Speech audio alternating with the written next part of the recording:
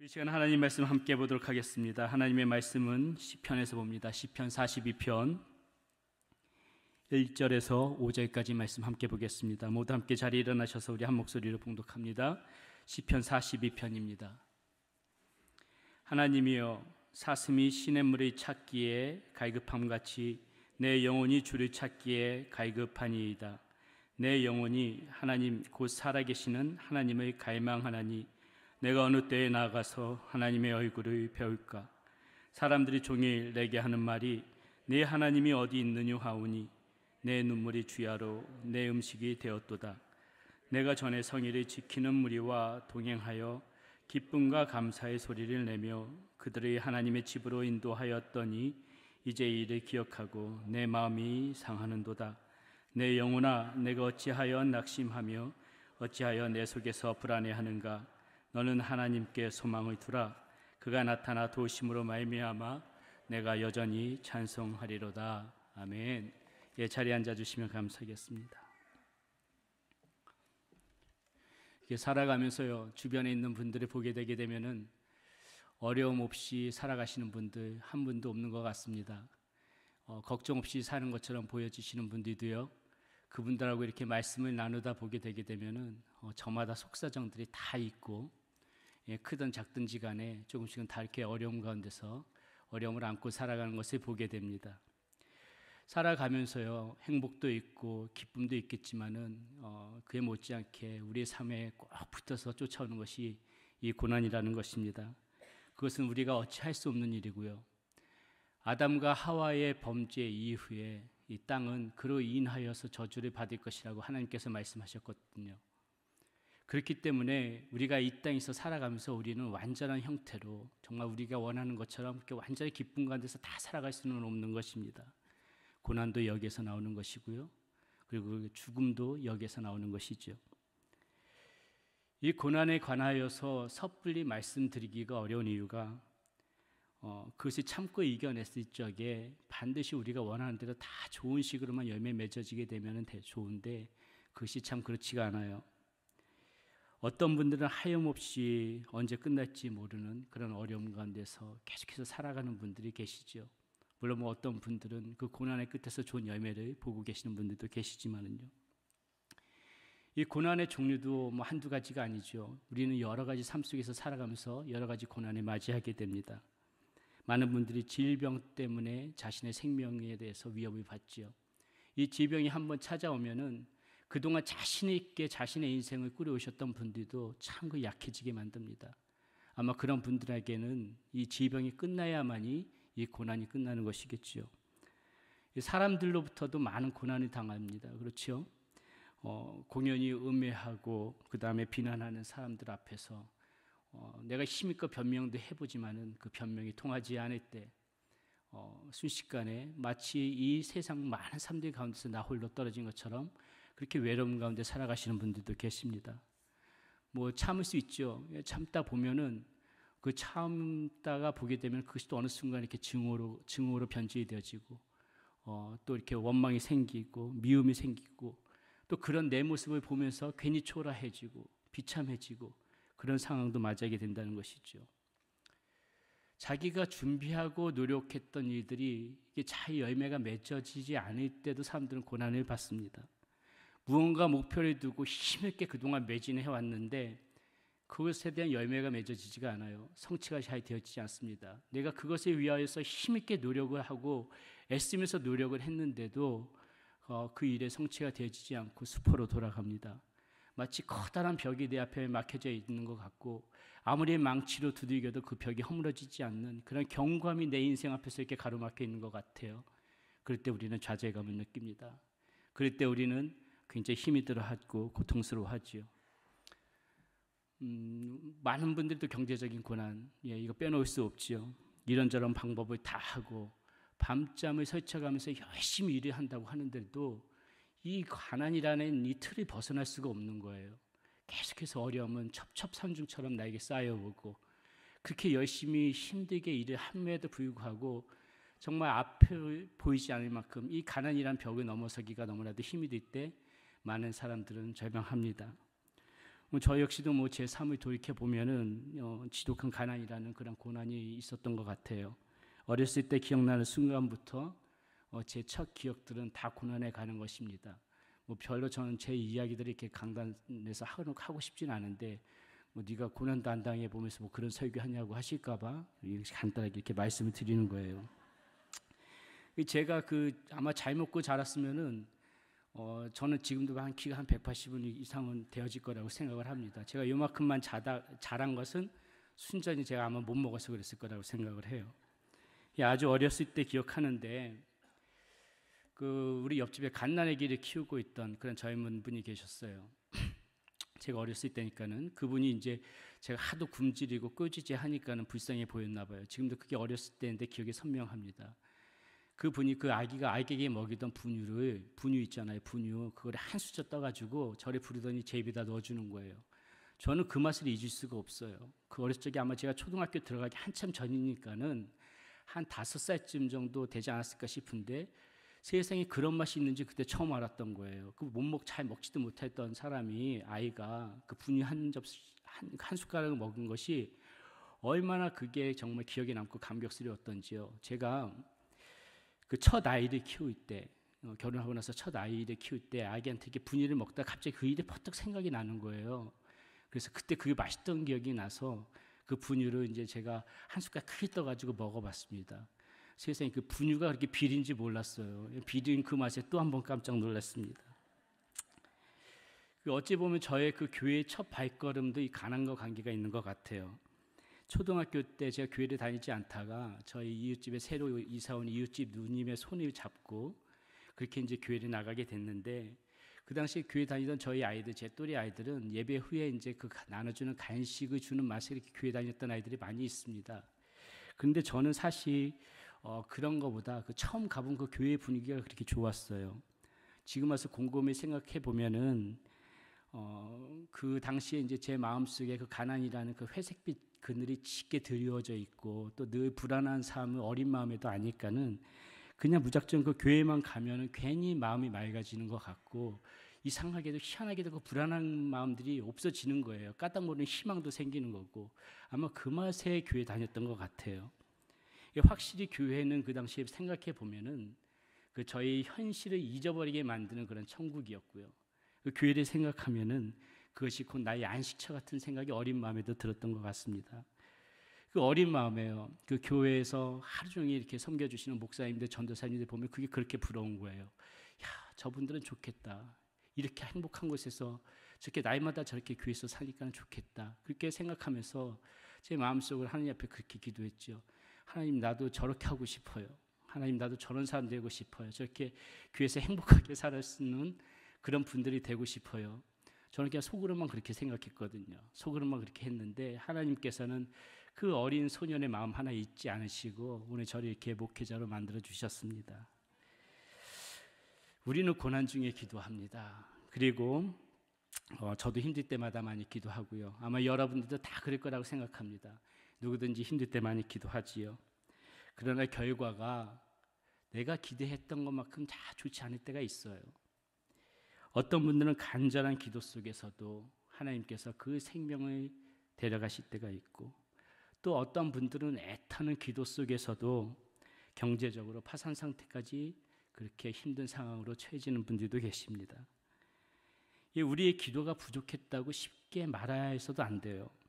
그것은 연약한 중에도 말씀을 붙잡고 기도해왔던 많은 사람들의 믿음을 평가절하하는 것입니다. 열심히 기도해도 이렇게 안 될 때가 있어요. 힘이 들 때가 있어요. 이런 고난이 우리 가운데 찾아오는 것이 다 우리의 지혜로 헤아릴 수가 없는 것입니다. 우리가 다 어떻게 하나님의 생각을, 하나님의 생각과 마음을, 하나님의 뜻을 우리가 다 그것을 어떻게 헤아릴 수가 있겠습니까? 다만 우리에게 찾아오는 이 고난이 모두가 불행하다고 말할 수 없는 것이 이 힘들고 어려운 시간들을 통하여 우리에게 주는 유익이 분명히 있다고 그렇게 성경에서는 말하고 있어요. 시편 기자는 119편에서 이렇게 얘기합니다. 고난 당한 것이 내게 유익이라. 이로 말미암아 내가 주의 율례들을 배우게 되었나이다. 이렇게 얘기를 하고 있거든요. 여러분들은 이 말씀에 아멘을 굉장히 잘 하시는데 저는 처음에 이 말씀을 접할 때 이해가 굉장히 안 됐어요.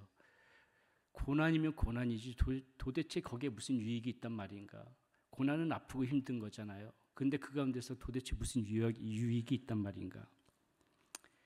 이 말씀은 세상적인 가치관으로 살아가는 사람들에게는 절대 이해할 수 없는 말입니다. 세상적인 것에 초점을 맞추고 살아가는 사람들은 고난이면 고난인 거예요. 그 고난 가운데서 무슨 유익이 있겠습니까? 절대 이해할 수 없지요. 그러나 믿음의 눈으로 보게 되게 되면은 이 말씀은 우리에게 새로운 지평을 열어줍니다. 믿음의 눈으로 보게 되면은 우리는 고난 중에도 유익이 있는 부분들이 있다는 것을 발견하게 돼요. 이 고난 중에서도 분명히 유익이 있다는 이 말씀을 진지하게 받아들일 수밖에 없는 것이 우리가 곰곰이 생각해 보면은 있다는 것이죠. 그렇다면은 어떻게 하여야 이 고난 속에서 이 고난마저도 나의 삶의 유익으로 만들 수 있을까요? 우리는 수시로 찾아오는 이 고난 앞에서 그렇다면 어떠한 마음으로 살아가는 것이 우리에게 유익일까요? 첫 번째로 우리는 이 고난 앞에서 더욱더 하나님을 간절히 찾는 그런 기회로 만들어야 된다는 것이죠.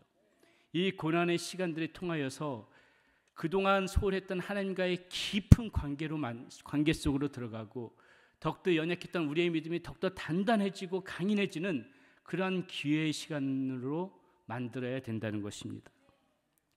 오늘 우리가 읽은 본문의 표제는 이렇게 나와 있어요. 고라 자손의 마스길 이렇게 되어 있습니다. 이 마스길이란 말이 교훈이라는 뜻이거든요.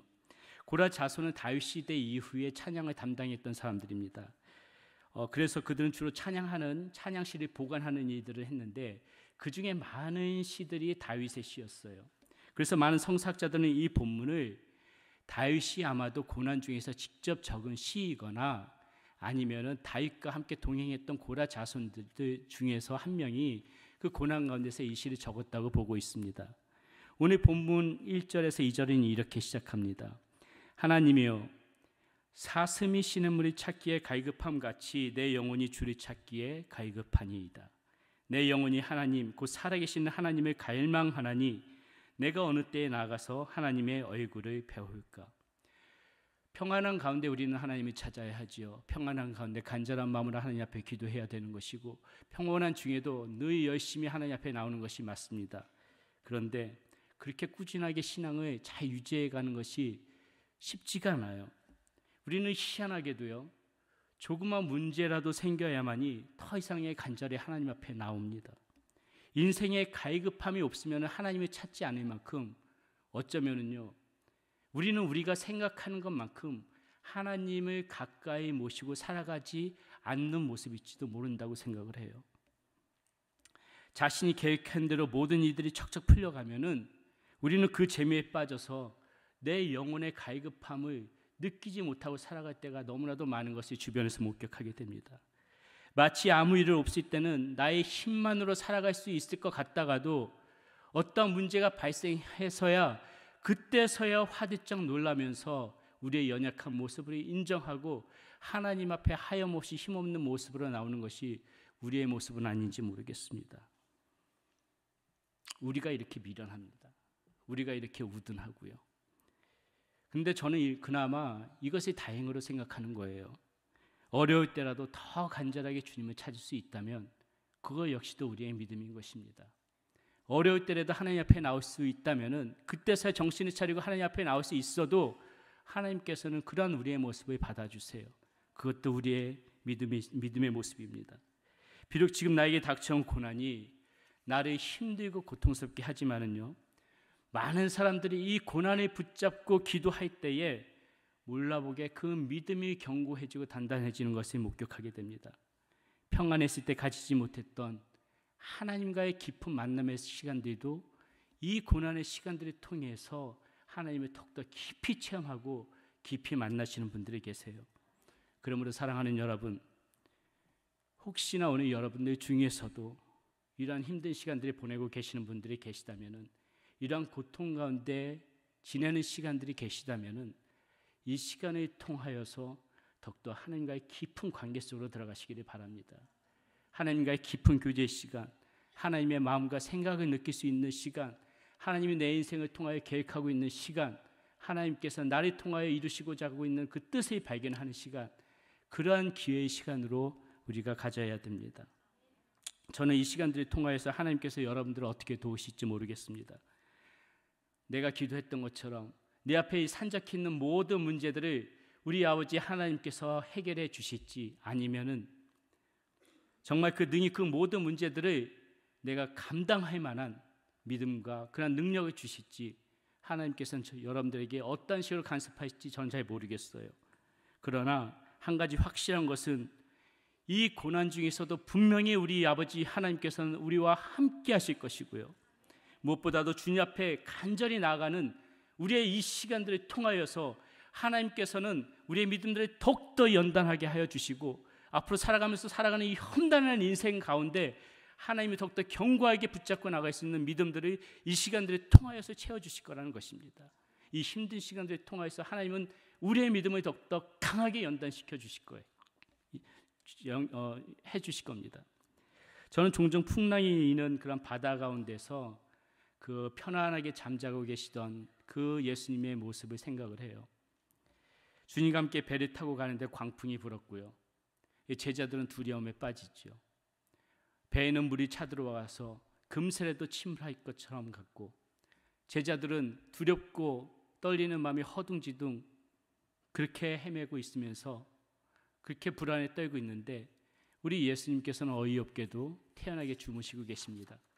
제자들이 깨우지요. 우리가 죽게 된 것을 안 돌아봅니까? 주님, 지금 주무시고 계실 때가 아니잖아요. 우리가 죽게 된 것을 안 돌아봅니까? 그때 주님께서 말씀하시죠. 어찌하여 이렇게 무서워하느냐? 네가 어찌하여 이렇게 믿음이 없느냐? 왜 주님께서는 제자들을 꾸짖으셨을까요? 왜 주님께서는 제자들에게 믿음이 없다고 말씀을 하셨을까요? 그것이 우리의 모습입니다. 바로 이런 것이 우리의 모습이거든요.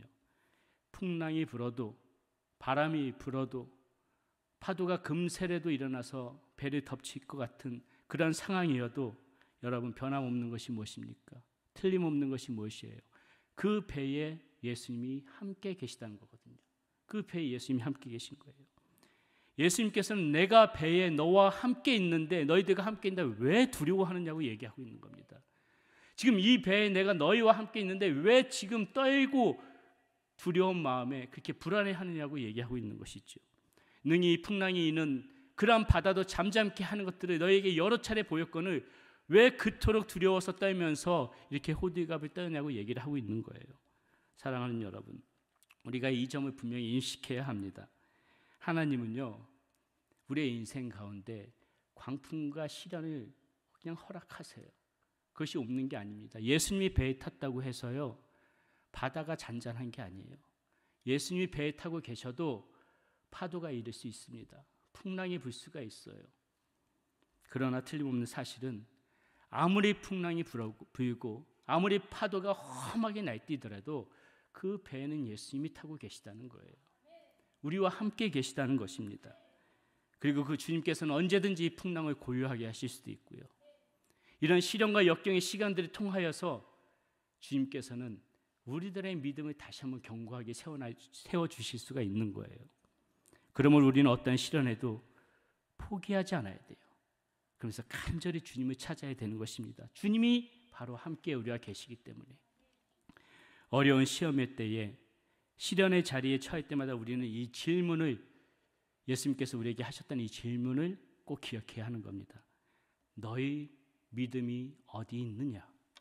너희 믿음이 어디 있느냐? 이 질문을 꼭 기억하시고 살아가시기를 바라겠습니다.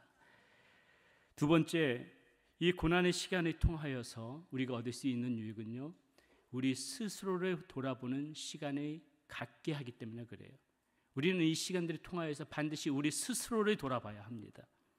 오늘 우리가 읽은 본문의 배경을 다윗의 고난 중에 지어졌을 것이라고 앞서 말씀드린 바가 있습니다. 그 중에서도 많은 성서학자들은요, 다윗이 그의 아들 압살롬을 피해서 도망갔을 때 이 시가 지어졌다고 그렇게 얘기하고 있어요. 사무엘 하 16장에 보니까는 압살롬이 다윗이 도망갔을 적에 자신의 통치권을 강화하기 위해서 무슨 방법을 쓰냐면은 다윗의 후궁들과 동침하는 장면이 나옵니다. 역사를 거슬러 올라가다 보면은요, 다윗이 우리아의 아내 밧세바를 범하였을 적에, 그런 죄악을 범하였을 적에 나단 선지자가 찾아와서 책망하는 장면이 나오지요. 그때 책망할 때 바로 오늘과 같은 일이 벌어질 것이라는 것을 예언했던 장면이 사무엘 하 12장에 나와요. 다시 말해서 무슨 말씀인가 하면은 오늘날 다윗이 겪는 이 공경은 그의 잘못된 행위의 뿌리로부터 발생되었다는 거예요. 그의 잘못된 행위로부터 이런 상황이 발생되었다는 겁니다. 물론 모든 고난이 우리의 잘못으로부터 비롯되어진 것이라고 말씀드리는 것이 아니에요. 앞서도 말씀드렸지만은 우리가 이해할 수 없는 하나님의 섭리 가운데 있는 특별한 그런 고난이 분명히 우리 가운데 있습니다. 그것에 대해서 속 시원히 설명드릴 수 없는 저도 답답해요. 그러나 이런 시련이 닥쳐왔을 때, 이런 고난의 상황에 우리가 처했을 적에 우리는 이것을 반드시 우리 스스로를 되돌아보고 점검해 보는 그러한 기회의 시간으로 삼아야 돼요.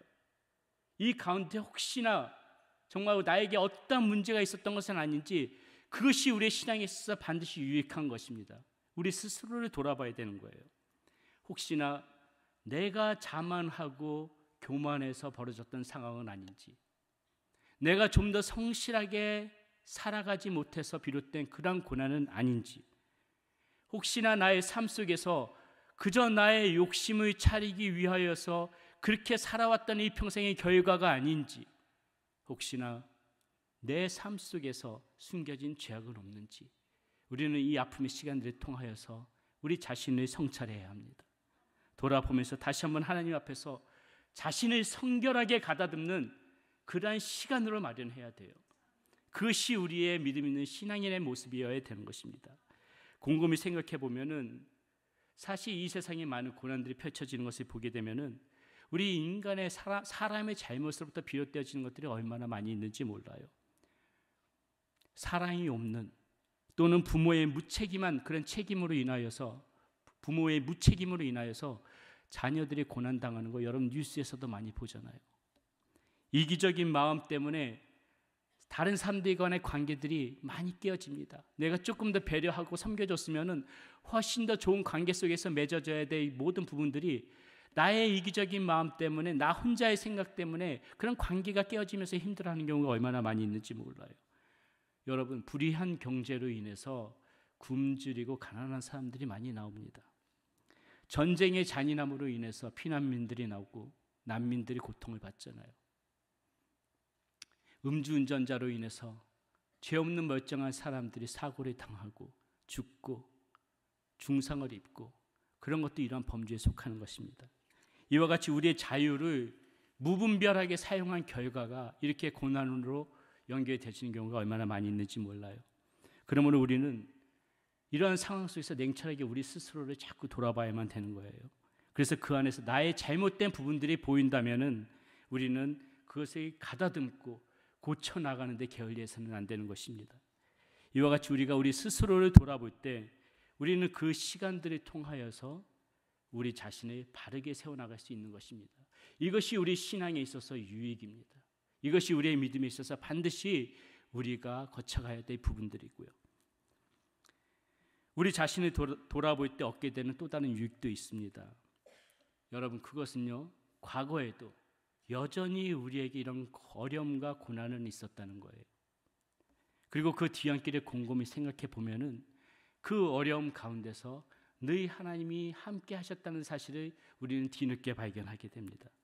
그때는 죽을 것 같이 힘들었지만은 지나온 시간들을 돌이켜 보니까는 그때 하나님이 나를 도와주시지 않았으면 오늘 이 상황까지 오지 않았을 거라는 생각이 문득문득 들 때가 있어요. 나의 걸어온 자국마다 그 흔적마다 하나님의 손길이 머물지 않았던 적이 없다는 것을 우리가 뒤늦게 깨달을 때가 얼마나 많이 있습니까? 고난의 순간에는 그 순간이 하도 숨막히니까 잘 못 깨닫지요. 그냥 원망하기가 바쁠 때가 있습니다. 하나님이 어디 계시냐고 그렇게 물을 때도 있지만은 이제 시간이 돌이켜서 지난 시간들이 돌이켜 보게 되면은 내가 그 순간 그걸 어떻게 넘겼나 곰곰이 생각해 보게 되면은 나도 알지 못하는 그 사이에 하나님이 그 순간에 이렇게 역사하셨구나. 그 순간에 하나님이 나와 함께 하셨던 것이 맞긴 맞구나. 이렇게 뒤늦게 인정할 때가 우리의 삶 가운데 얼마나 많이 있냐는 것이죠. 어려운 시간을 거쳐왔음에도 충분히 원망할 수 있는데 오히려 하나님의 은혜를 이렇게 발견하고 기뻐하시는 그런 믿음의 사람들이 있습니다. 우리가 이렇게 고난의 시간을 극복하게 해주신 그런 하나님을 깨달은다면은 오늘 우리는 우리의 삶 속에서 오는 그런 어려움과 고난 역시도 헤쳐나갈 수 있다는 믿음과 희망을 갖게 돼요. 그러므로 말미암아 우리의 삶을 좀 더 충실하게 꾸려갈 수 있습니다. 왜냐하면은 옛날 과거에도 도우셨던 그 하나님이 지금도 여전히 오늘날 나와 함께 하셔서 내 삶 가운데 간섭하시고 역사하시는 가운데 우리의 삶을 견인해 가실 거라는 그 믿음이 왜 우리에게 없겠어요? 예전에 나를 도우셨던 그 하나님을 내가 체험하고 경험했다면은 오늘도 변함없이 살아 현존하시는 우리 아버지 하나님께서 오늘도 내 삶을 붙잡고 계시고 능력 주실 것이라는 것을 우리가 어찌 의심할 수가 있겠습니까? 그 하나님이 지금도 살아셔서 우리와 함께하고 계시잖아요. 그렇기 때문에 우리는 절망하기보다는 오늘 나에게 허락하신 이 하루가 얼마나 소중한지 깨닫고 그렇게 다시 한번 용기를 내서 살아가는 그런 성숙한 신앙의 모습을 보여야 되는 것입니다. 이렇듯 우리가 겪는 고난 앞에서 우리가 스스로를 돌아보게 되면은 이렇게 잘못된 것들은 우리가 바로잡을 수 있고요. 또 오늘의 삶 속에서 다시 한번 나를 올바른 믿음으로 그렇게 바로 세워갈 수 있는 그런 믿음의 사람들이 되어질 수가 있는 것입니다. 마지막으로 우리는 어려움 속에서도요, 끝까지 소망 가운데서 살아가야 합니다. 끝까지 소망 가운데서 살아가야 돼요. 오늘 본문 5절에서 시인은 우리에게 이렇게 큰 위로를 주는 말씀을 이렇게 선포합니다. 내 영혼아, 네가 어찌하여 낙심하며 어찌하여 네 속에서 불안해하는가? 너는 하나님께 소망을 두라. 그가 나타나 도우심으로 말미암아 네가 여전히 찬송하리로다. 옥놓아 부르짖어 기도하고 날마다 눈물로 탄식하면서 침상을 적시면서 그렇게 기도해도 해결되어질 기미는 보이지 않고 하나님은 도무지 나의 기도를 들어주실 생각조차 하지 않는 것처럼 그렇게 하나님의 침묵이 길어질 때도 그래도 여러분 믿을 것은 하나님뿐인 거예요. 그래도 믿을 것은 하나님뿐인 거예요. 마지막 끈이 잘려나간 것처럼 느껴지는 그 순간에도 여러분의 마음속에 그 하나님을 향한 소망을 거두지 않는다면요, 여러분은 삽니다. 여러분은 살아요. 그 소망의 끈이 끊어지지 않는다면, 그 소망을 그래도 끝까지 붙잡는다면 어떤 상황에도 여러분은 삽니다. 고린도후서 4장 8절에서 10절 사도 바울은 우리에게 이렇게 말합니다. 우리가 사방으로 우겨싸움을 당하여도 쌓이지 아니하며 답답한 일을 당하여도 낙심하지 아니하며 박해를 받아도 버림받지 아니하며 거꾸로 트림을 당하여도 망하지 아니하고 우리가 항상 예수의 죽음의 몸에 짊어짐은 예수의 생명이 또한 우리 몸에 나타나게 하려 함이라. 이사야서 42장 10절에서 하나님은 또한 우리에게 이렇게 분명하게 약속해 주십니다. 두려워하지 말라. 내가 너와 함께 함이라. 놀라지 말라. 나는 네 하나님이 됨이라. 내가 너를 굳세게 하리라. 참으로 너를 도와주리라. 나의 의로운 오른손으로 너를 붙들리라. 42장 3절에서 하나님은 또 뭐라고 말씀하십니까? 상한 갈대를 꺾지 않으시고 꺼져가는 등불도 끄지 않으시겠다고 우리 하나님께서는 이렇게 수시로 이 말씀 속에서 너의 소망을 접지 마. 내가 너와 함께 할 거다. 너가 너와 함께 할 거니까 두려워하지 말라. 불안해하지 말라. 내가 너를 도와줄 거다. 내가 너를 붙잡아 줄 거다. 얼마나 많이 이 말씀 속에서 하나님께서 우리에게 약속해 주시는지 몰라요. 이 말씀 속에서 하나님께서 우리에게 힘을 주시는 말씀들이 얼마나 많이 있는지 모릅니다. 이 약속의 말씀을 우리의 마음속에서 붙잡고 살아갈 때요, 우리는 절망하지 않을 수가 있는 것입니다. 그 약속의 소망을 붙잡고 우리는 오늘도 또다시 발걸음을 내딜 수 있는 거예요. 그 약속을 붙잡고 다시 한번 하나님을 바라보면서 나갈 수가 있는 힘이 우리에게 생기는 것입니다. 너는 하나님께 소망을 두라. 그가 나타나 도우심으로 말미암아 내가 여전히 찬송하리로다. 그가 나타나 도우심으로 말미암아 네가 여전히 찬송하리로다. 여러분, 이것뿐만입니까? 우리가 어떤 어려움 속에서도 소망 가운데 살아가야 되는 가장 강력한 이유가 있어요. 무엇인지 아세요? 그것은 우리 주 예수 그리스도를 믿는 모든 자에게 천국의 소망이 있다는 거예요. 천국의 소망. 이 땅에서 어떠한 시련과 고난이 닥치더라도 우리에게 보장되어진 나라, 하나님의 나라, 천국의 소망이 우리 믿는 자들에게는 있다는 것입니다. 이 이유 하나만으로도 우리는 살아갈 소망이 있는 거예요. 이 이유 하나만으로도 우리는 여전히 하나님의 찬송할 이유가 되어지는 것입니다.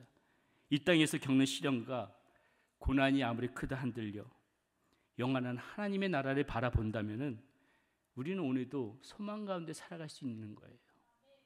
우리는 오늘도 하나님을 바라보면서 기뻐할 수 있는 것입니다. 이 땅에서도 하나님께서 여러분의 고난 가운데 간섭하시고 그 문제들과 함께 하시겠지만은 이미 우리는 이렇게 보장되어져 있는 하나님의 나라가 있기 때문에, 이렇게 약속되어진 하나님의 나라가 있기 때문에 우리는 좌절하지 말고 실망하지 말고 힘을 내서 살아갈 수가 있는 것입니다. 말씀을 정리합니다. 우리 찬양팀 올라오시고요. 우리에게 고난을 주시는 것, 여러 가지 원인이 있을 수 있다고 말씀드렸습니다. 때로는 우리의 정욕에 의한 결과일 수도 있어요. 분명히 우리의 잘못 때문에 오는 그런 고난 있을 수 있습니다. 그거 무시하면 안 되겠죠. 때로는 이 어려운 시간들을 통하여서 하나님께서 우리와 더욱더 가까이 하시고 우리의 연약했던 믿음을 더욱더 강인하게 연단시킬 수 있는 그러한 방법으로서 주시는 고난도 있습니다. 또 보다 깊은 뜻 가운데 하나님께서 우리가 미처 깨닫지 못하는 그러한 상황에서 주시는 하나님의 섭리 가운데서 오는 그런 고난도 있습니다. 그러나 그 고난이 어디서 비롯되어졌던지 간에요, 그 고난이 무슨 원인 때문에 오는 것인지는 우리가 알지 못하지만은 확실하게 알 수 있는 것은 하나님께서 최종적으로 우리를 망하게 하시기 위하여 주는 고난은 없는 거예요. 우리를 망하게 하기 위해서, 우리를 골탕 먹이기 위해서 그렇게 주는 고난은 없어요. 우리를 다 바로 세우기 위한 고난입니다. 고난을 통하여서 회개하고 하나님께 돌아오도록 하고, 고난을 통해서 우리의 믿음을 더욱더 성숙시키기도 하고요, 고난을 통하여서 우리가 살아가는 이 삶의 의미를 보다 깊이 깨닫게 해주기도 합니다. 이번 한 주도 여러분 어떠한 상황 속에서도 어떤 일들이 펼쳐질지 모르지만 그 상황 가운데서도 하나님께서 여러분들과 함께 하시다는 그 사실을 잊어버리지 마시고 그 하나님을 꼭 손에 붙잡고 만나시고 그렇게 살아가는, 그 소망 가운데 살아가는 그러한 여러분들이 되시기를 바라겠습니다. 우리 이 찬송 함께 불렀으면 좋겠습니다. 참 은혜된 찬양인데 힘들고 어려울 때 주님께서 여러분들 손에 놓지 않고 있다는 찬양입니다. 주님 손잡고 일어서세요. 우리 함께 찬송합시다. 왜 나만 겪는 고난이냐고, 왜 나만 겪는 고난이냐고 불평하지 마세요. 고난의 뒤편에 있는 주님이 주실 축복 미리 보면서 감사하세요. 너무 견디기 힘든 지금 이 순간에도 주님이 일하고 계시잖아요.